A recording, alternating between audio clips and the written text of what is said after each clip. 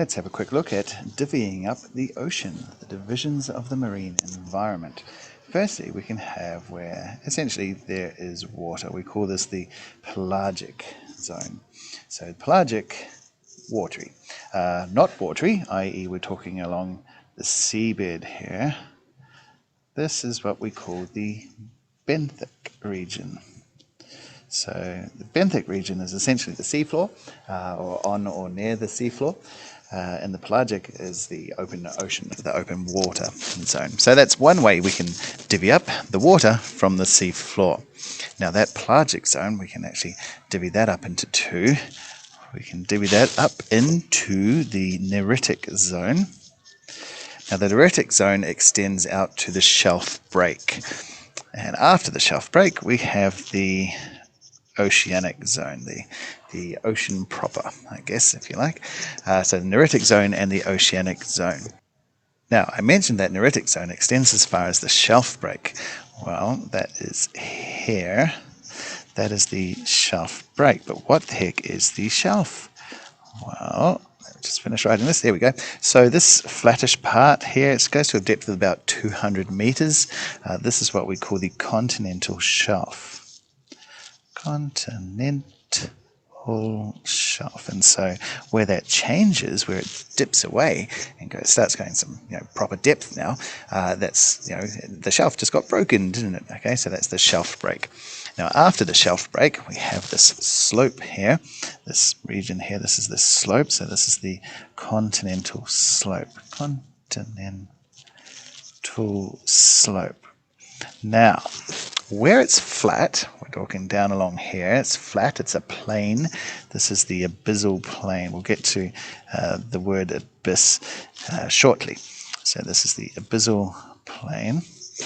And where it dips down, this is actually a trench. It's like a gash in the bottom of the ocean, an ocean trench. So ocean trench or deep sea trench. Okay, cool. Now, that slope that we drew, that doesn't go all the way down to the Abyssal Plane. Now, the slope is sort of the flattish... Hey, you go away. The slope is the flattish part there, but then this curvy part, well, if you came at it from the right-hand side, from the right to left, it would sort of be rising up, wouldn't it? Yes, it would. That's why we call this the continental rise. Okay, so there are some parts of the benthic environment just sort of divvied up. We've got the continental shelf that goes as far as the shelf break, and then we have the continental slope, continental rise, and then once we're reached the flat ocean bottom, that's the Abyssal Plane.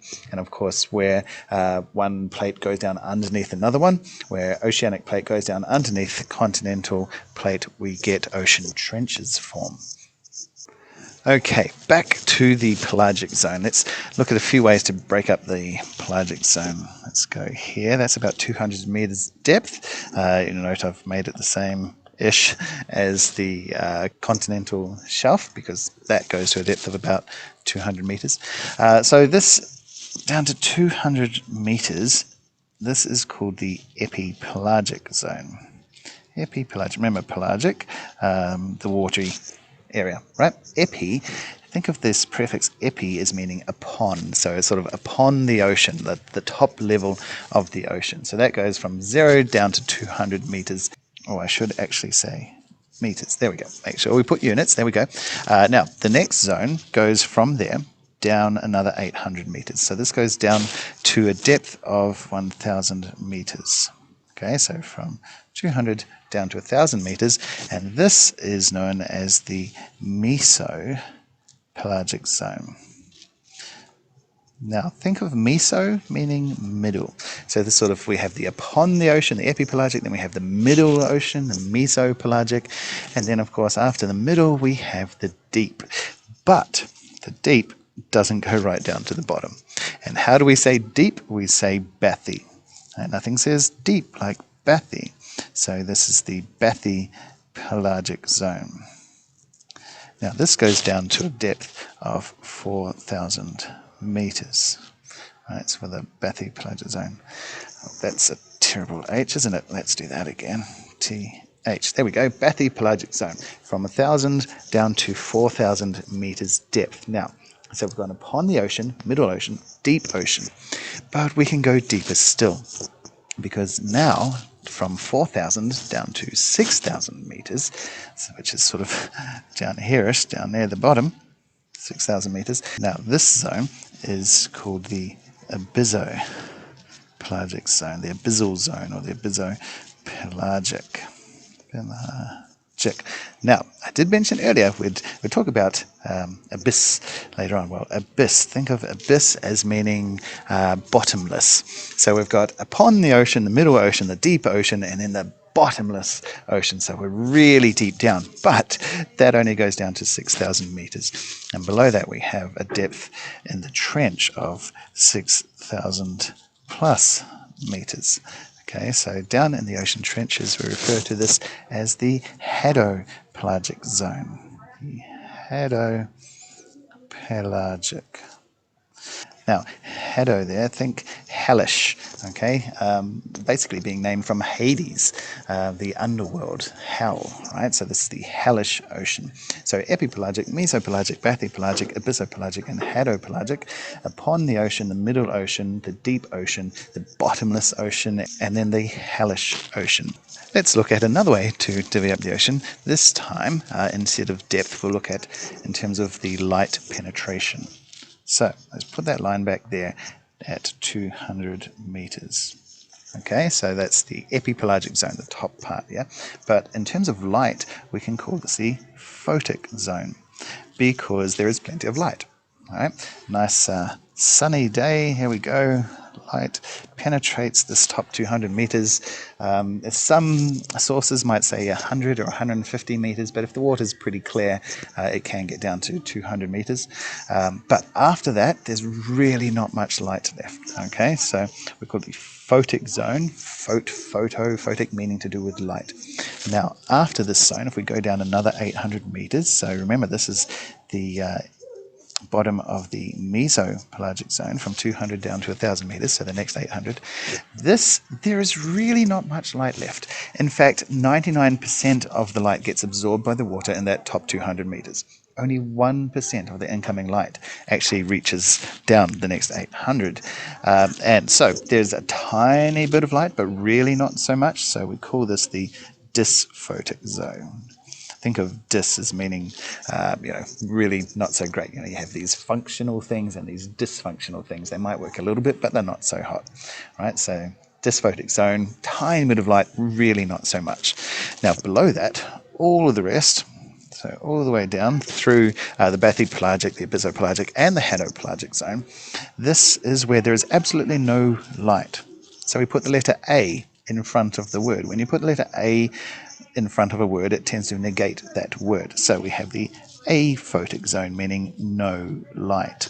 All right, so in terms of light penetration into the ocean, we have the photic zone, top 200 meters. The dysphotic zone is the next 800 meters, so from 200 to 1,000 meters depth. And then below that, there is essentially no light. So that's the aphotic zone, no light. Now, there might be some regions where there's a little bit of light. That's from bioluminescence. Some organisms can make their own light. But in terms of sunlight, no, there's none there. All right, let's move away from the water and we'll go to the seafloor. So we're moving from the pelagic zone. Now we're going to the benthic zone. Remember, benthic is along the seafloor, on or near the seafloor. So let's start at the top. That person visiting the beach, this person right here, might get splashed. All right, they're in the splash zone. If there are big waves coming, they'll get a bit of spray, a bit of splash. That zone there is what we can call the supralittoral. Now, let's go with literal first. Here, we'll start with the second one, then we'll back up to the first one, then we'll continue on down. So this intertidal zone, the region between high tide and low tide, this is called the littoral zone. Okay, so littoral, aka intertidal, because it's, like I said, between high and low tides. Above that, the zone up here, where the person is standing, that is the splash zone, but it's above the littoral zone, so it's called the supra, meaning above, more than, so it's the supralittoral zone. But remember, that's also called the splash zone. Oh, forgotten this. The splash zone. There we go. So we've got the supralittoral and then the littoral, and then all the way along the continental shelf, that is below the littoral. And how do we say below? Well, we say sub, don't we? So that zone is let's write it down here, sublittoral, below the littoral, below the intertidal. Littoral. There we go. That's the sublittoral zone. And that goes as far as the neritic zone, which took us to the shelf break. Okay, so we've got the shelf break there. We have the continental slope, and then we've got the continental rise below that. So, remember that bathypelagic zone from 1,000 down to 4,000 meters? Well, we've got a bathy for the benthic as well. And then we had an abyssopelagic. Well, we have an abysso-benthic. And then we had the hadopelagic. Well, guess what? We have a hadobenthic. So, when we had the top 200 meters, the epipelagic, and then we had the mesopelagic, and then we had the bathypelagic zone, then we had the abyssopelagic. So this is the bathypelagic, then we had the abyssopelagic, and then we had in the trench we had the hadopelagic. Well, we've essentially got the same things, but in terms of the benthic region, right? And this is what we refer to as the deep sea zone. In terms of the benthic environments, the deep sea is split up into the bathybenthic, the abysso-benthic, and the hadobenthic. So what I'm actually going to do is just shorthand these. We have the bathybenthic zone, we have the abysso-benthic zone, and we have the hadobenthic zone in much the same way and much the same conditions as the bathypelagic, abyssopelagic, and hadopelagic. So there you go. There are a number of ways that the marine environment can be divvied up. Don't forget to hit the like button. Yeah, and subscribe to It's Up Here. And here's another video.